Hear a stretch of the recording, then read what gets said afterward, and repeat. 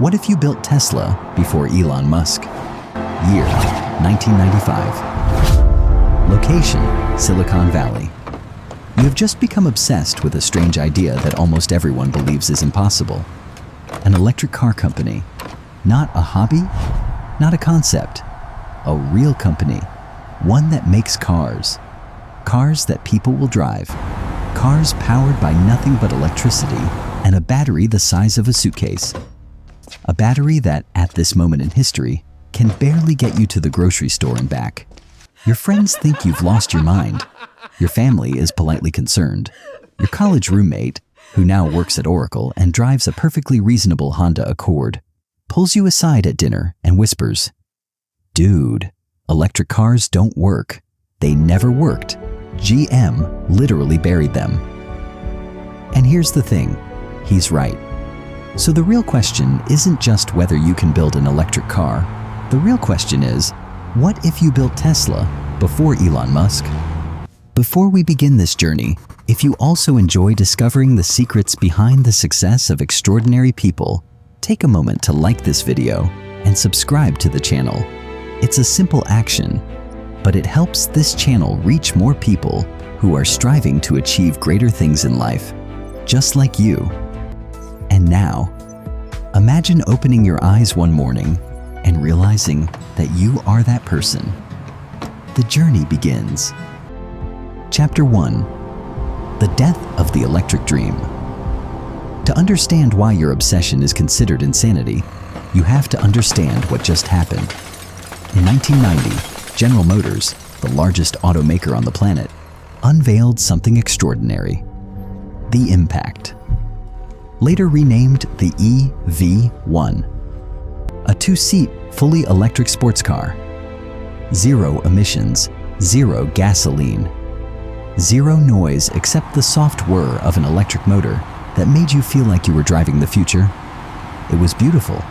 GM leased about 1,000 of them to customers in California. And those customers, actors, engineers, professors, early adopters of every stripe, loved them. Fiercely. The kind of love people have for things they can't explain to other people at parties. And then, in 2003, General Motors took them back. All of them. Every single EV1 was repossessed, crushed, and shredded. GM said it wasn't economically viable. Critics, and more than a few documentary filmmakers, said the oil industry had something to do with it. The full truth is probably somewhere messy in the middle. But what isn't messy is the result. By the mid-1990s, as you sit in your apartment in Palo Alto surrounded by engineering textbooks and half-eaten burritos, the electric car is effectively dead. The auto industry runs on gasoline, has for 100 years, and not just the cars, the gas stations, the refineries, the pipelines, the trillion-dollar infrastructure of petroleum. Gasoline is not just fuel, it's an ecosystem, and you want to blow it up with a battery. You'd understand if people laughed, but here's what keeps you up at night. Here's the thought you can't shake. In 1994, a company called Sony introduced the 18650 lithium-ion battery cell. Just a little metal cylinder.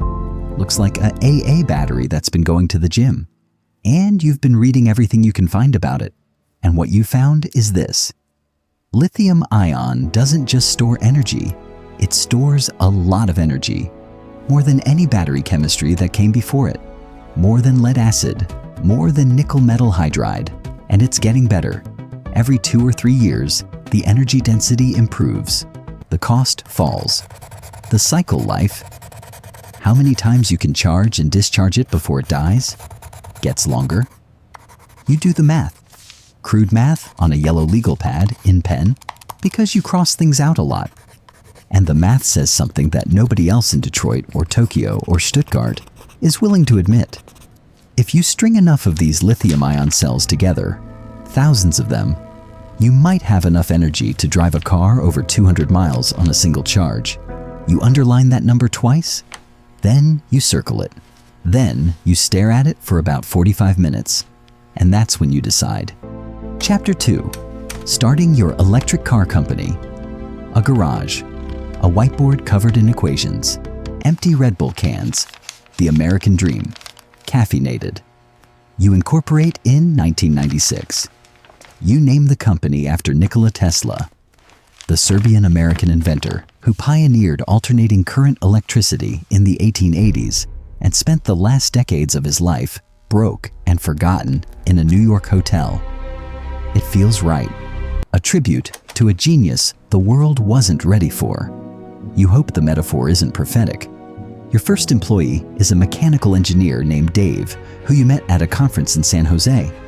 Dave spent 6 years at Lockheed building satellite components and once described batteries as the most criminally underrated technology in human history.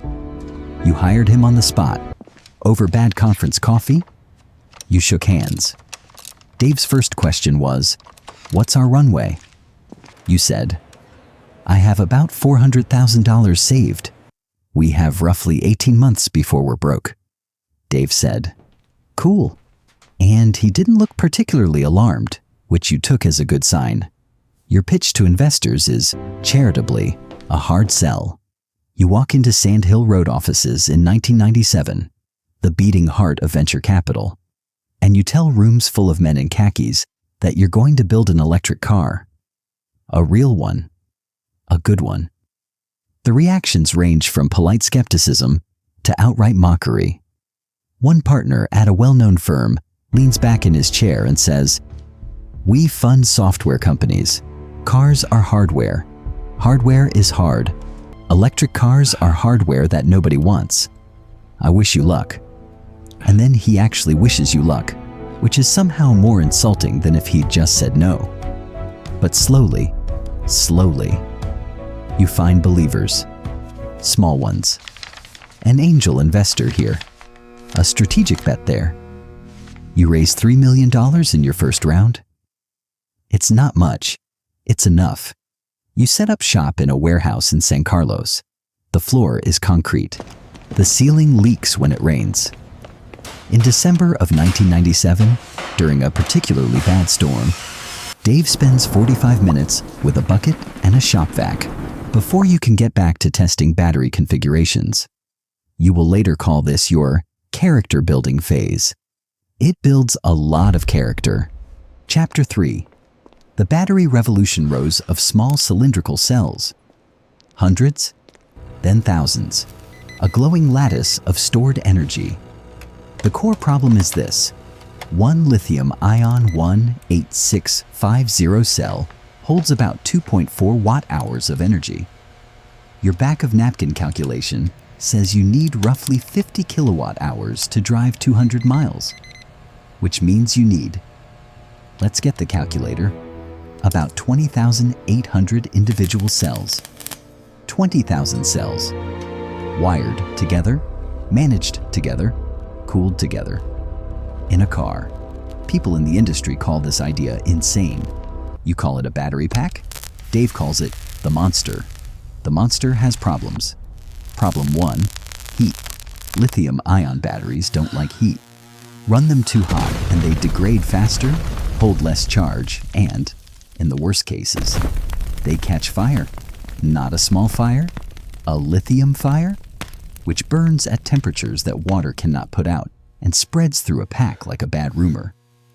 The industry term for this is thermal runaway.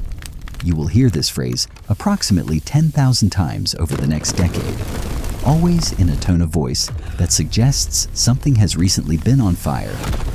Problem 2, cost. In 1997, quality lithium-ion cells cost about $400 per kilowatt hour. Multiply that by the 50 kilowatt hours you need, and your battery pack alone costs $20,000. Before you've added a motor, wheels, seats, a steering wheel, or any of the other things people generally expect from a car. Problem 3, consistency. Each cell is slightly different. When you string 20,000 different cells together, those tiny differences compound. You need sophisticated battery management electronics to monitor every cell, balance charge levels, prevent hotspots, and keep the whole system from turning into a very expensive pile of ash. You spend 2 years, 1997 to 1999, building and destroying battery packs. You blow up 6 prototypes. One of them takes out a section of drywall in the warehouse and leaves a scorch mark that Dave outlines in permanent marker and labels. Learning experience number 4. But here is what you also discover in those 2 years. The cells get better on their own. Without you doing anything, without any breakthrough on your end, the manufacturers, Sony, Sanyo, Panasonic, they keep improving. The cells get denser. The costs start to fall. Every 18 months, roughly, you get more energy for the same money. You don't know it yet, but you are surfing a wave, and the wave is getting bigger. Chapter 4. Building the first sports car sketches. By 2000, you've made a decision that will define everything. You are not going to build a cheap car first. This sounds backwards, counterintuitive. Every business school instinct says, start with the mass market. Make it affordable, get volume. But here's the problem with that logic when applied to electric vehicles in the year 2000. Your battery pack is too expensive for a mass market car. Full stop. You cannot sell a $20,000 car when the battery inside it costs $20,000. But a sports car, a luxury sports car, people pay $80,000, $100,000 for a high-performance vehicle. Suddenly, your expensive battery pack is just a line item. And rich people, bless them, are actually quite good at being early adopters because they can absorb the risk of buying version 1.0 of something. Your strategy becomes sell to the wealthy. Use those revenues and that credibility to fund the development of a more affordable sedan. Use the sedan to fund a mass market car. Step by step, rung by rung. You sketch the concept on a napkin at a Thai restaurant in Palo Alto. Electric sports car, 0 to 60 in under 4 seconds. Range of 250 miles. Body by Lotus. Because you don't have the manufacturing capacity to build a body from scratch, and Lotus in England has a lightweight aluminum chassis that's like it was designed for your drivetrain. You name it, the Roadster. Building it is a catastrophe.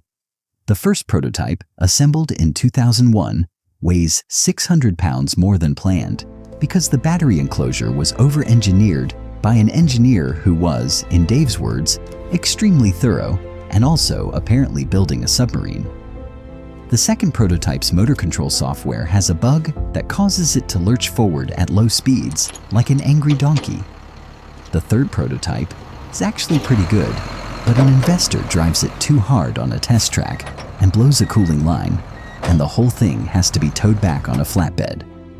At a board meeting in late 2002, one of your investors, a polite man from Boston who smells faintly of old money and skepticism, asks you quietly if you've considered pivoting. To what? You ask. Software, he says. You tell him you'll think about it. You do not think about it. Chapter 5. The Elon Musk Problem. A young man in his early 30s, sharp eyes, South African accent, an exit from PayPal, and a lot of money. In this timeline, your timeline, you started Tesla first. You filed the paperwork. You hired the engineers. You blew up the battery packs. You are the founder. But in 2002, a name starts appearing in your world. Elon Musk. He's 31 years old. He just sold his stake in PayPal to eBay for $165 million. He's already talking about colonizing Mars, which most people file under eccentric billionaire hobby.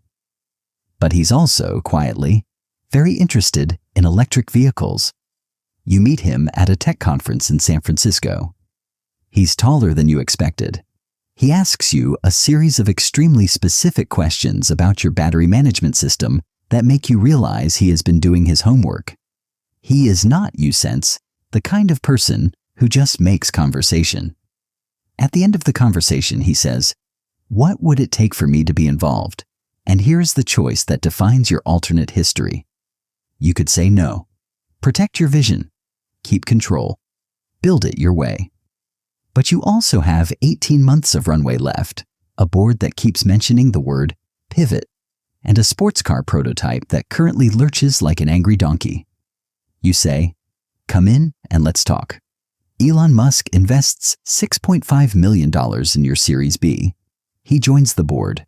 He brings energy, obsession, and an almost unsettling willingness to work 22 hours a day. He is not always easy. He pushes. He questions. He occasionally suggests doing things that are, on their face, impossible, and then gets annoyed when the engineers explain why they're impossible. And then, and this is the part that becomes a running joke at the company, turns out to be right about half the time. The dynamic is complicated, but the money is real. And for now, that's what matters.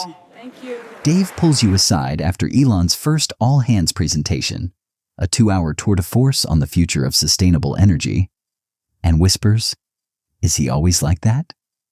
"I think so," you say. "Cool," says Dave, in the same tone he used when you told him you had 18 months of runway. Chapter 6: Surviving the Financial Crisis. You get the Roadster into limited production by 2006. It is not perfect. The customers who buy it, 200 of them at $98,000 each, will later describe a car that occasionally did strange things and required more software updates than they expected from a vehicle. But they also describe something else: the feeling of accelerating in silence, of watching a Ferrari driver's face in your rearview mirror as you pull away from a stoplight and he revs his engine and can't understand what just happened. That feeling travels. Word of mouth is your best marketing. And then, in 2008, the world ends. Not literally, but it feels that way. The financial crisis hits in September 2008 like a freight train. Credit markets freeze. The stock market collapses. Lehman Brothers disappears overnight. And your investors, every single one of them, calls a meeting to talk about cash preservation. At your lowest point, you have 11 days of operating capital left. 11 days. You are making payroll on a Tuesday, not knowing if you can make it again on Friday. You lay off 40% of your workforce. This is the worst day of your professional life. Worse than the exploding batteries and the lurching prototypes and the polite man from Boston who mentioned the word pivot. You sit in your car in the parking lot afterward and stare at the steering wheel for a while. Dave knocks on your car window. You roll it down. He hands you a cup of terrible coffee from the office machine, the one that always tastes faintly of burnt ambition, and says, "We're going to be okay." "You don't know that?" you say. "No," he agrees, "but we're going to act like we are." The investment that saves you comes from a coalition of existing investors, including Elon, who puts in another $4 million from his own funds during the darkest week, a move that, he tells you later, terrified him, and a strategic grant from the U.S. Department of Energy's loan program, which is shoveling money at anything that can plausibly reduce American dependence on foreign oil. You survive. Barely. Beautifully. Chapter 7: Changing the Auto Industry, a Detroit auto show, suits, booths, and in the corner, a Tesla. In 2009, you take your first sedan, the Model S, to the Detroit Auto Show. The traditional automakers are polite. They are also clearly not worried. GM is fresh off a bankruptcy and a government bailout. Ford is fighting for survival. The idea that a startup from California with a few hundred employees poses an existential threat is to them amusing.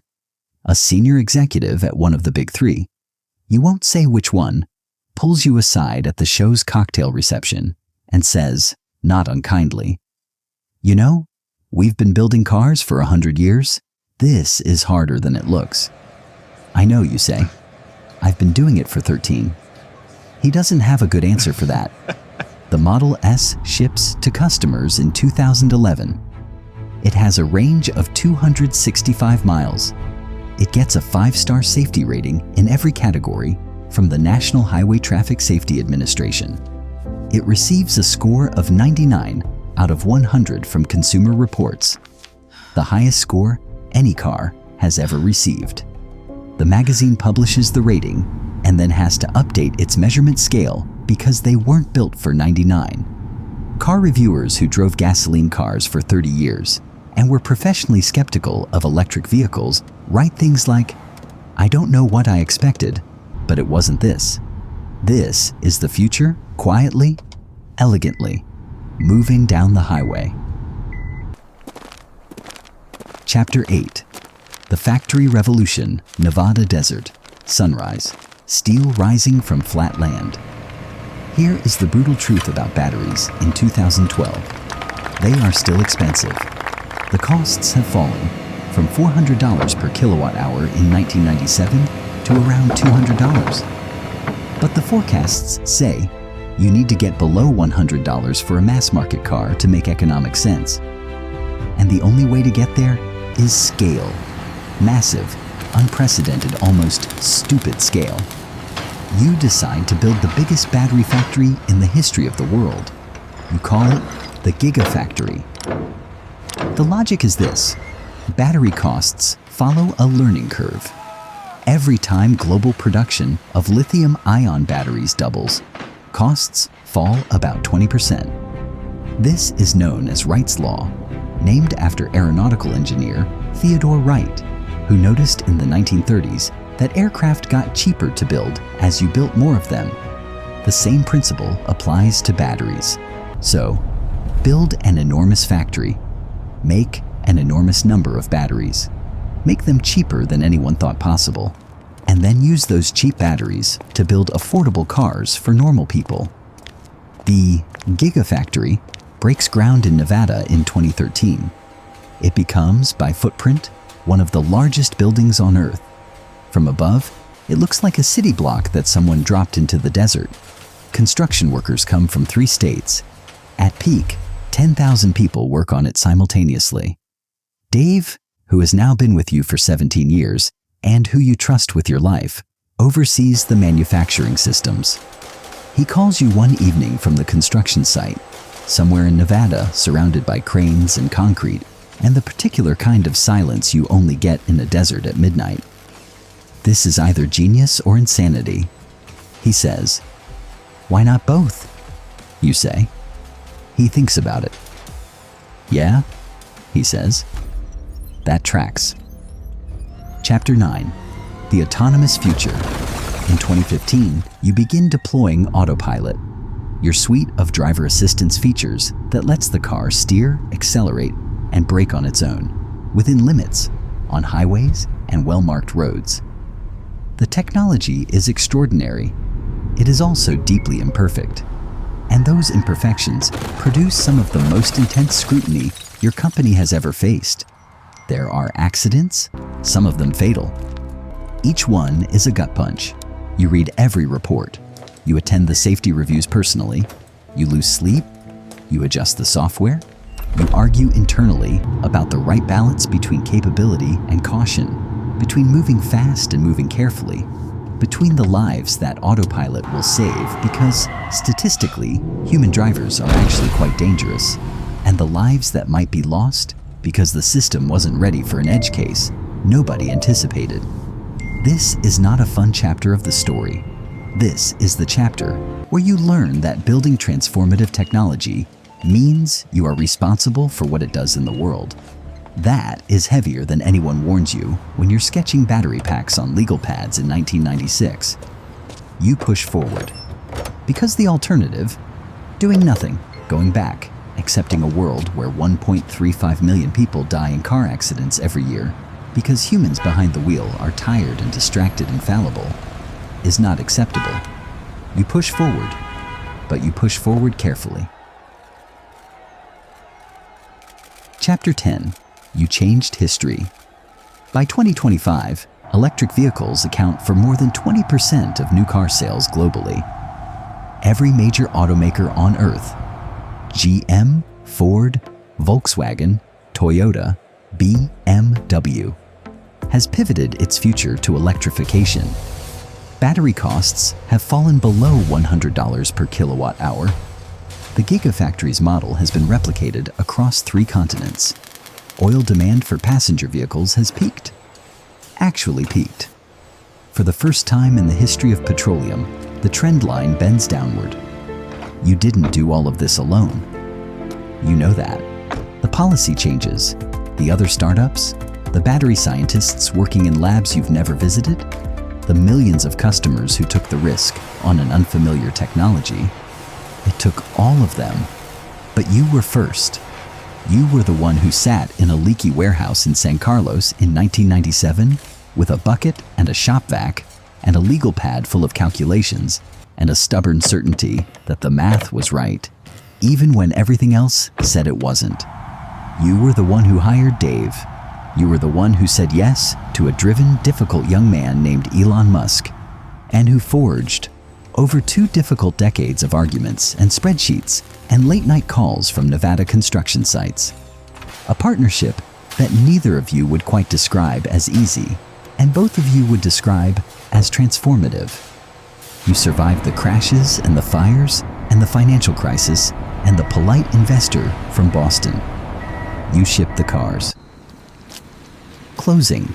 Emotional reflection. You never became the richest person on Earth. You are not on the cover of Time magazine every other month. Your name is not tattooed on anyone's arm, which is honestly a relief. You do not have a rocket company, SpaceX, or a social media empire, X Corp, or a flamethrowing subsidiary. You have a company, and the company makes cars, and the cars drive on electricity. Silently, cleanly, down highways all over the world. In 2026, you're sitting on the porch of a house in the hills above Palo Alto. It's a Tuesday. The air smells like eucalyptus and warm concrete. Down in the valley, 10,000 electric cars are on the road right now, each one a small quiet argument against the way things used to be. Hello. Dave calls. What's the latest He's update? retired now, technically, That's good news. though he spends All right, 4 days a week thank you, consulting, bye. because he literally cannot stop himself. He asks how you're doing. Good, you say. Thinking. About what? About whether we did enough, you say. There's a pause on the line. You've had this conversation before, in different forms, over different decades. Dave knows the shape of it. We did more than anyone thought we would, he says, and less than we needed to. Same as everyone. You look down at the valley, a car turns a corner. You can't hear it. That's the point. You spent 30 years chasing a future that the world insisted was impossible. You blew up battery packs. You lost sleep. You made payroll on a Tuesday and didn't know if you could do it again on Friday. You hired brilliant people and occasionally drove them insane, and they drove you insane, and somehow, you all built something together that changed what the world runs on. You never did it for glory. You did it because the math was right, and somebody had to go first. And every electric car silently driving down a highway, every one of them, carries a piece of the future you imagined, alone in a leaky warehouse 30 years ago. You close your eyes.